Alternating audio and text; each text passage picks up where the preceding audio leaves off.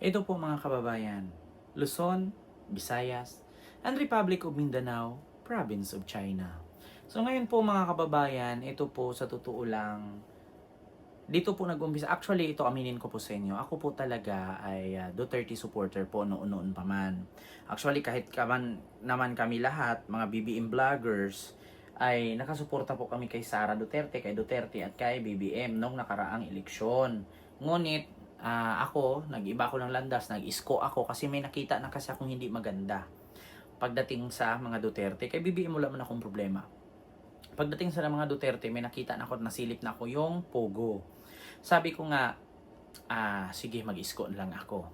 Tapos, ang daming mga pangyayari na sa Pogo, sa droga, sangkot sila, yung mga corruption sa Parmali, yung Michael Yang, sino pa, sa mga projects, ang daming nabubulsa, ang daming nawawala. Yung sa DOH na pera kay Duque, na inutos ni Duterte, ilipat sa kanya para daw sa ganito, ang laki din pong nawala dun, billion din po. Tapos sa PhilHealth, ganun din, billion din po ang ninakaw ng mga tao na kung saan 4,000 members ng PhilHealth ay nasa database pero matagal nang patay. Sa administrasyon pa ni Duterte yan. So ngayon, ayun na nga ang nangyari. So ngayon, sabi ko nga, may tiwala pa sana ako sa babae kay Sara. Ngunit ang problema lang, fake news din po siya.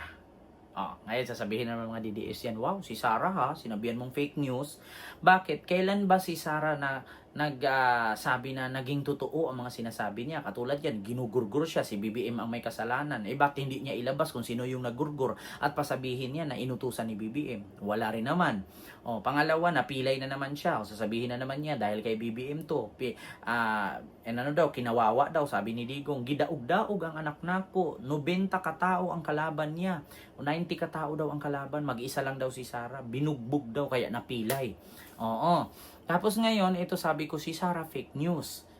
Kaya sa totoo lang fake news si Sara. Meron akong ipapanood sa inyo na isang video na kung saan sinabi ni Sara dito na si Digong, si Baste, si Pulong, tatakbo daw senador sa 2025. So ngayon may tanong ko lang, nasaan po yung sinabi ni Sara na tatakbong senador? Ang mga tatay niya at dalawa niyang kapatid. Pero wala namang nangyari na tumakbong senador. Ending, si Pulong na nahimik pagkatapos na makatanggap ng 51 billion at itong si Digong tumakbong mayor kasi alam naman niya na pag si Baste ang mag-mayor, matatalo. So ngayon, itong si Baste nag-vice. Di ba? So, mga kababayan, ay meron lang po akong ipapanood sa inyo kung gaano at patutoo at patunay na fake news itong si Sara Duterte. So ito po, panoorin niyo po. Kinumpirma ni Vice President Sara Duterte na tatlong Duterte ang tatakbo sa pagkasenador sa 2025 midterm elections. Si PRD, Senator, yung kuya ko, si Paulo Duterte, yung congressman ngayon, senator, si Sebastian Duterte. So tatlo ang Duterte next year for senator. Yes, tatlo ang Duterte next year. Confirm na ba? Dagdag pa ng bise, si Mayor Baste ang tinitingnan nilang pambato sa 2028 presidential elections. Ngayon, ito na mga kababayan. Ang sabi ni Sara, tatakbo daw ang senador, tatlong Duterte. Si Baste, si Pulong, si Digong. So anong nangyari ngayon? Bakit ang tumakbo na mayor si Digong at nag-vice mayor itong si Baste? So nawala si Pulong. So nasaan yun ang sinabi ni Sara na tatlong Duterte? Kinumpirma. Walang nangyari kasi fake news siya. Ngayon, ang sabi pa nila, si Baste daw ang kanilang pangatawan sa 2028 election na tatakbong presidente at papalit kay BBM.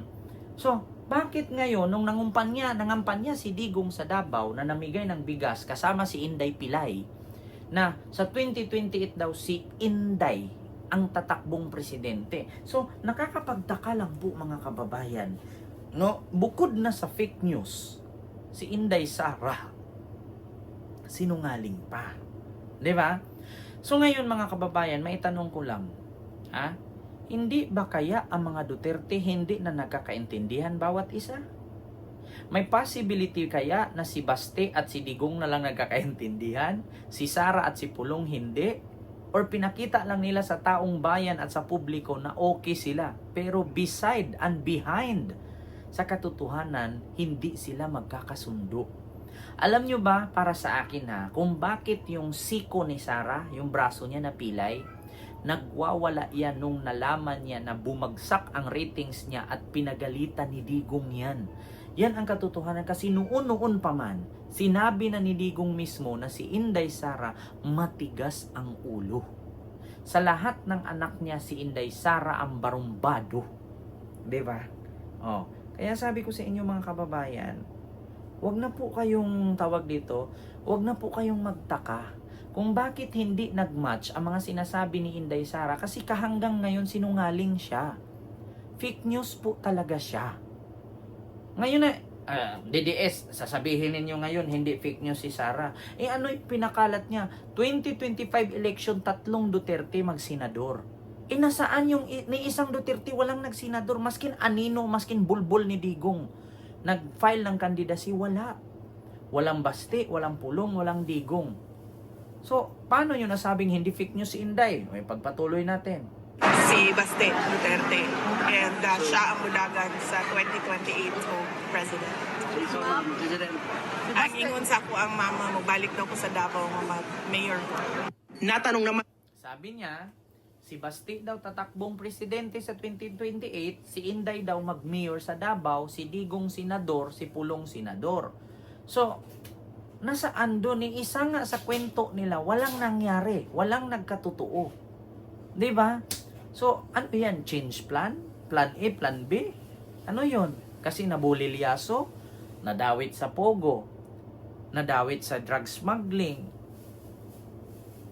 nadawit sa korupsyon, nadawit sa confidential fund. So, ano na yan? Ano na nangyari mga DDS? Ano na nangyari mga Duterte? Bakit napakasinungaling at fake news ng Inday nyo? Tapos hanggang ngayon naniniwala pa rin kayo mga DD-shit? O sasabihin na naman mga DD-shit to. Siyempre, sinabi lang ni Inday yon para mawindang ang kalaban. Po, kinang-inang yan. Sino pang kalaban mawiwindang sa kanila? Isirang-sira sila. Kung paano sinira ni Duterte ang mga Aquino at Liberal Party noon, mas sirang-sira si Digong ngayon. Bakit? Ang Liberal Party noon, iilang lugar sa Pilipinas, puro Liberal Party. Iilan lang ang, mga senador lang ang natanggal, iilan lang. Kay Digong ngayon, lahat ultimo siya. Tumakbong mayor ng Davao, naghihingalong manalo, nangangamoy kamatis. Niya, kasi ultimo siya, hindi na halos makalakad, pati Panginoon, tinatawag na. Kasi alam na niya sa sarili niya, ang sabi pa nga, bakit nyo kami palitan? Minsan hindi naman namin kayo iniwan.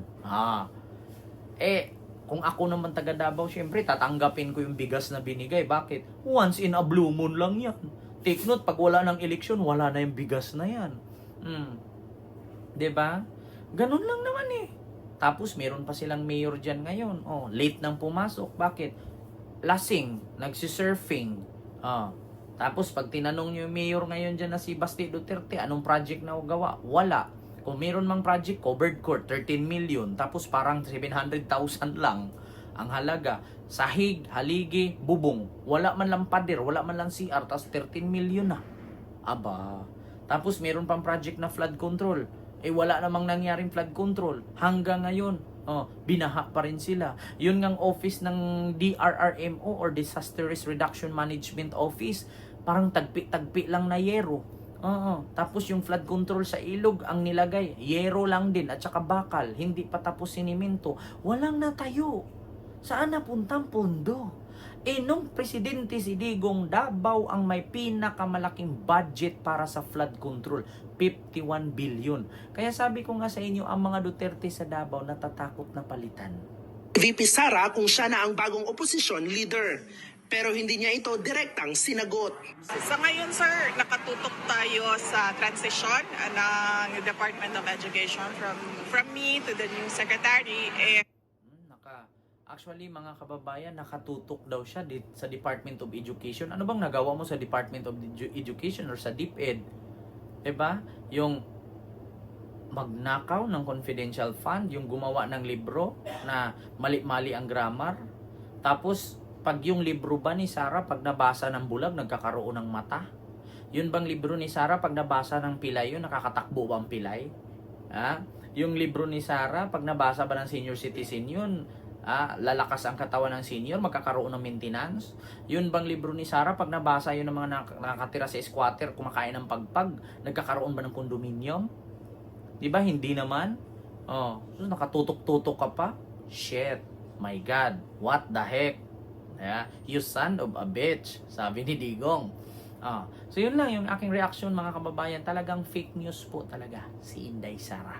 Yun po ang katotohanan. Mga DDS, wag na po kayo magpaloko. Niloko na kayo, nagsinungaling na sa inyo, fake news na. Naniwala pa rin kayo. So yun lang, maraming salamat and see you next vlog. God first. Thank you.